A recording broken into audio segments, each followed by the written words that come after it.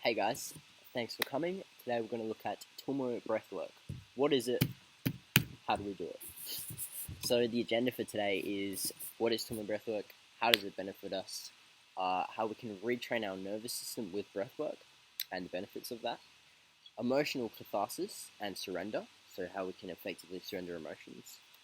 Breath blocks, how to practice Tummo, and using spreadsheets to measure progression. So what is Tummo? Tummo is a yin style of breathwork. It's a slow breathing technique that aligns us with our parasympathetic rest and digest nervous system. So by practicing Tummo, we're allowing a physical, emotional, and mental and spiritual detoxification, purification, and rejuvenation to occur.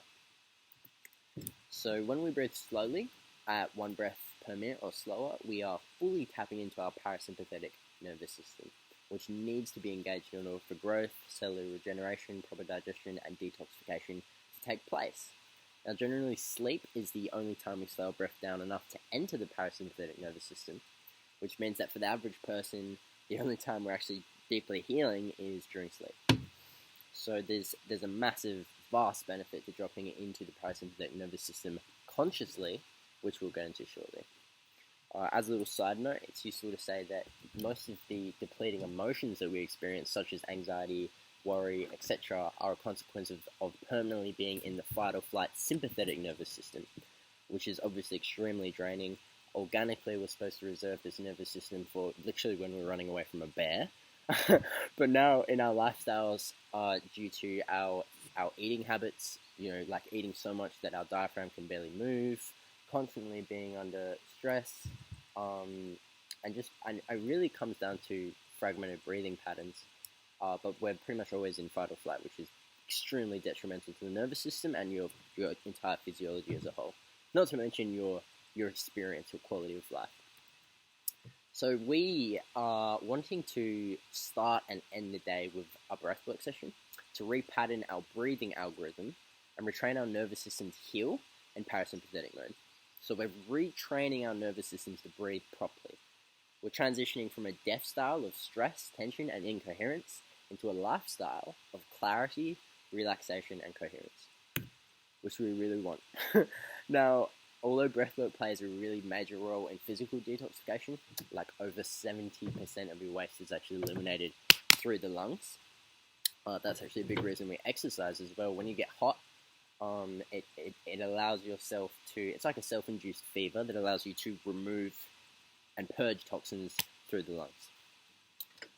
Also stimulating the lymphatic system. But emotional catharsis and surrender. So breathwork plays a huge role in physical detoxification and rejuvenation, but it's also literally how we process emotion.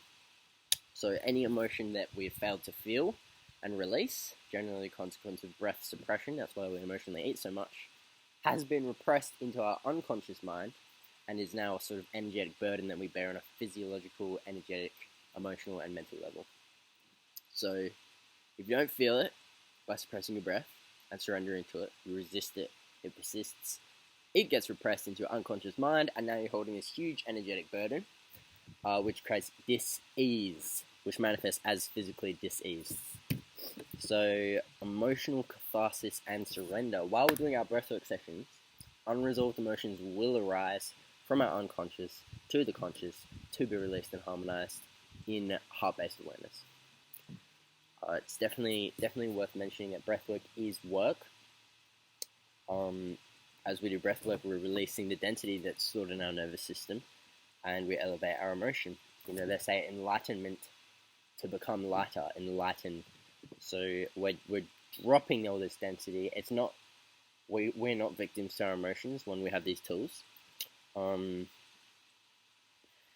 we're making progress every time we do a breathwork session. So even though at first it can be really kind of scary to face the pain of what is all the stuff that's stored in the nervous system, as we continue our practice, we're actually purging and releasing it until we keep going on our journey and it's gone. You've healed and harmonized your nervous system and you're just completely grounded and present.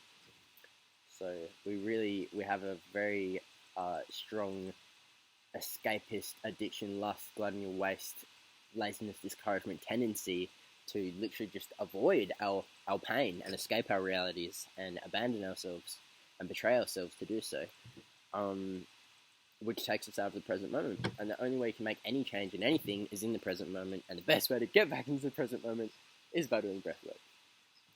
So, yeah, obviously that can be quite uncomfortable, but there's no growth in comfort.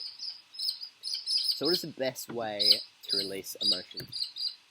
Surrender to them. I used to I've got some funny stories. I used to do really intense breathwork, and I'm quite forceful as opposed to accepting and surrendering, which is the best way to release emotions, accepting and surrendering.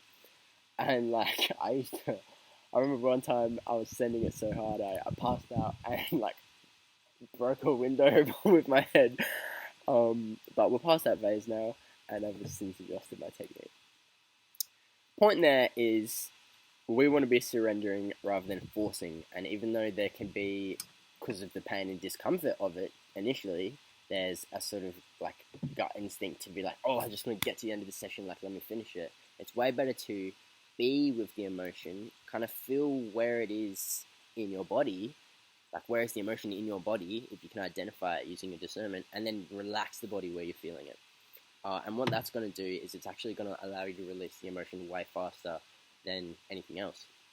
You know, it's where the term resistance is persistence really comes in true. So where is the emotion felt in the body? And then can you relax the part of the body where you're feeling it? And you can also use your discernment to identify particular thought expressions and find the intention, the emotion behind the thought expression. So for example, fear, discouragement, the desire to escape, impatience, anxiety, which is boredom, worry, anger, and sadness, etc. So thought, let's feel where is it in the body, and can I relax where that is in the body. That's really important to keep in mind. Not even in the breathwork session. You can do that when you're going to sleep, during the day, etc.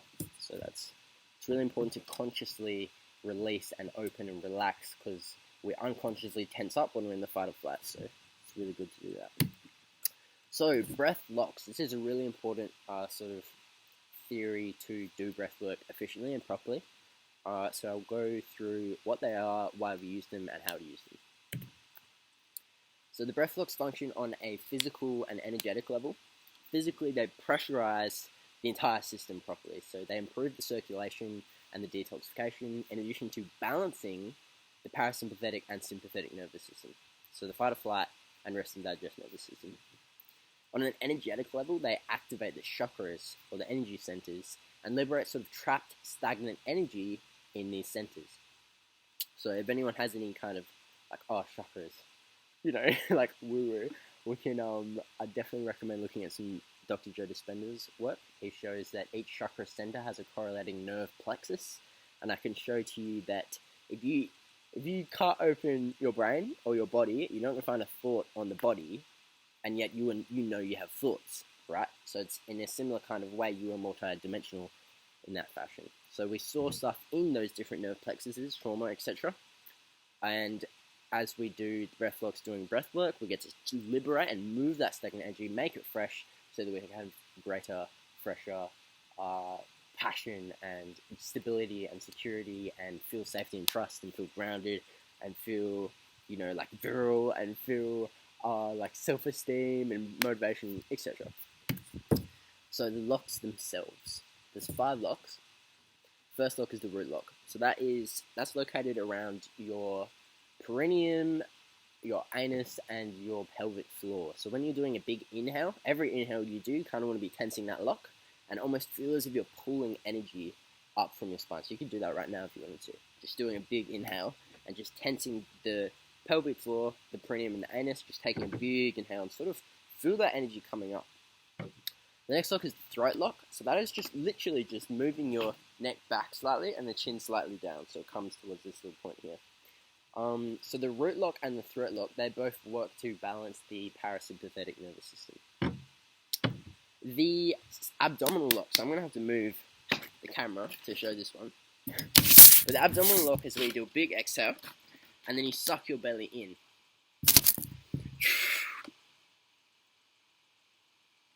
You can massage it once it's sucked in, and that's really helping to detox physically and energetically. You know, we carry so much stagnation on both levels in this area.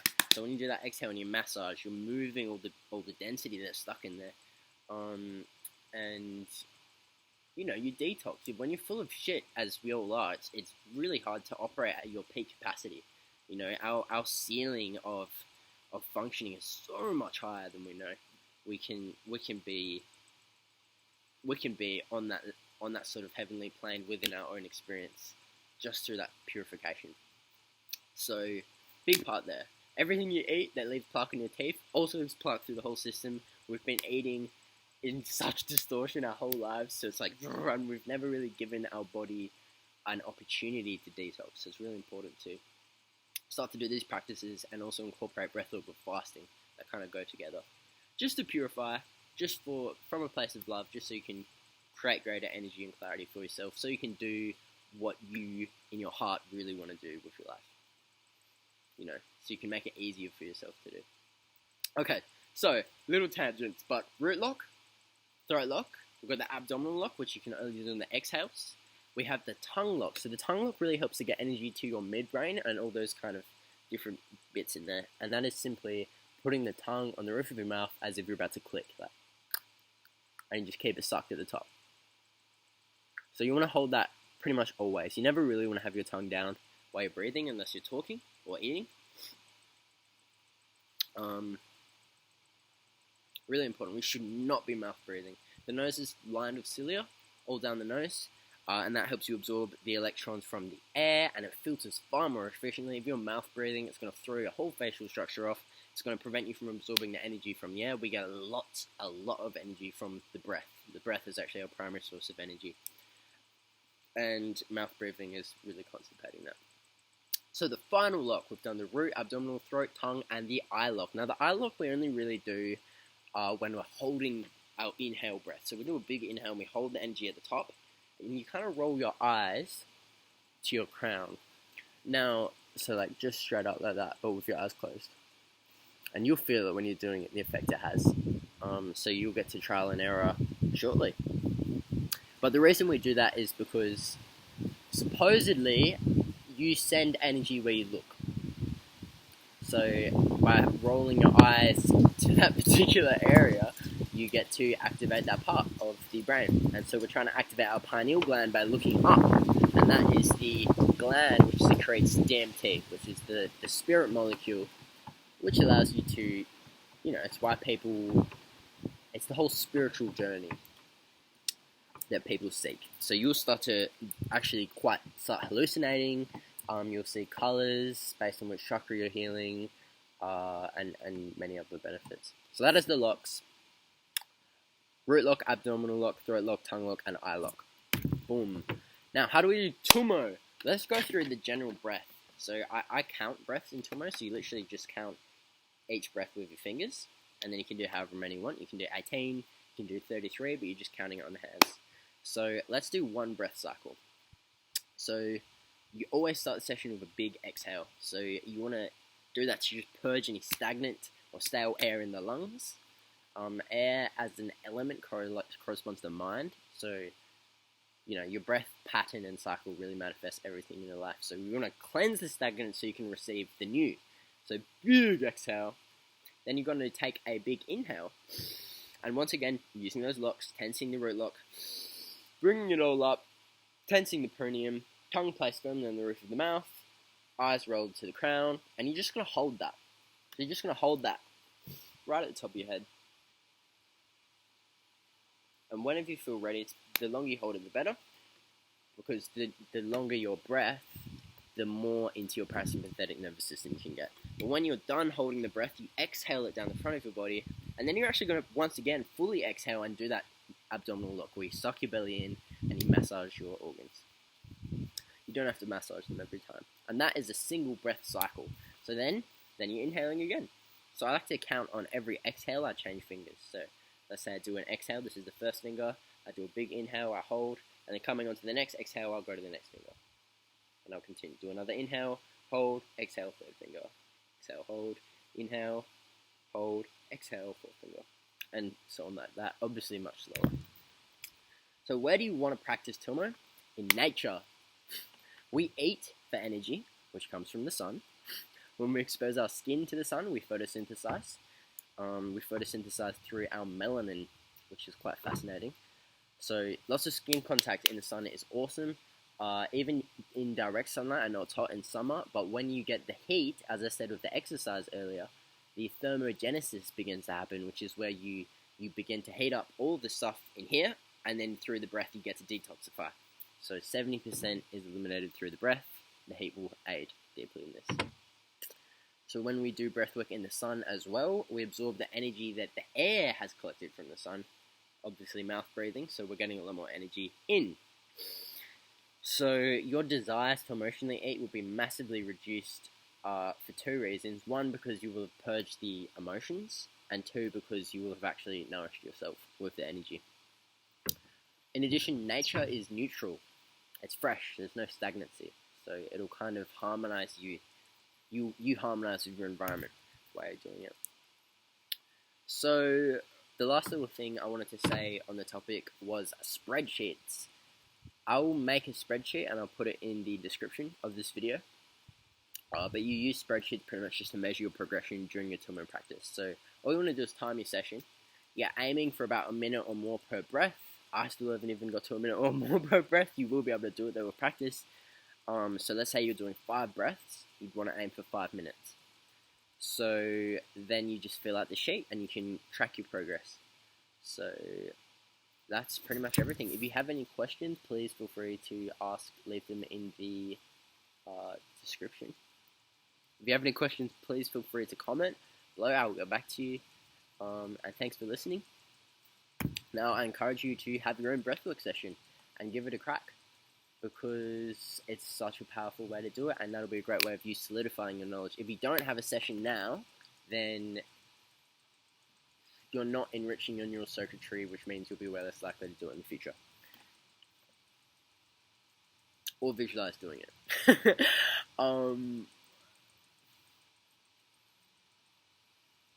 Yeah, I think that's everything I wanted to say. But yeah, if you have any questions, leave them in the comments and I will get back to you. Cheers.